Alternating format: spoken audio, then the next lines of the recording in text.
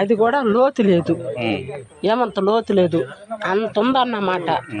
ఇంకొకరంతా గాలి గాలి కానీ బిర్రుగా కొడితే పడిపోతుంది. వాడ ఏంటంటే ఒరిసాలో ఆ పక్క కొట్టింది చూసినా, అది కాని కొట్టింది అనుకో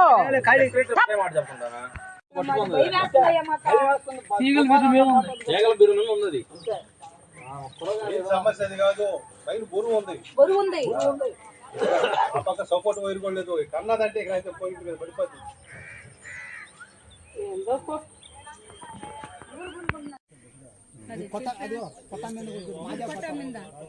నాగుపాములు వస్తున్నా, నాగుపాములు ఇదిగో ఇంత పొడుగు నాగుపాము అవి మా ఇళ్ళకు బరికిస్తా ఉంటాయి.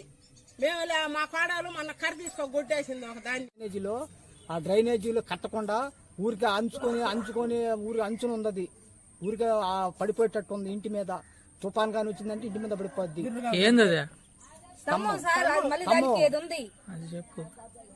డబ్బా ఉంది, మా పిల్లకాయలు ఇదిలో తిరుగుతా ఉండరు సైకిల్ వేసుకొని.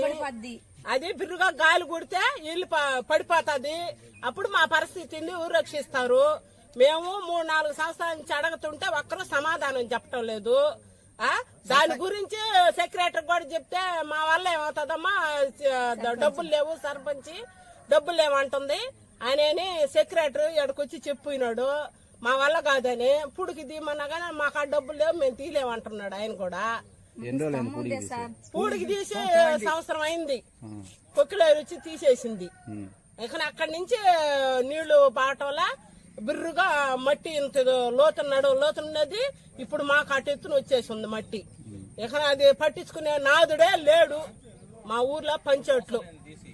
అదే మా పిల్లకాయల పరిస్థితి, మా బర్రెలు పిల్లకాయలు బిర్రుగా గాలి కొడుతుంది. అప్పుడు మా పరిస్థితి ఏంది, ఆడు కొట్టిన గాలి వాన రాత్రి కొట్టుంటే మేము ఎంతమంది అల్లకొల్లారం అయిపోతుంది. మా ఇంటి మీద చీకులుండే మా పిల్లకాయలు ఉంటుంది. అప్పుడు మా పరిస్థితి ఏంది.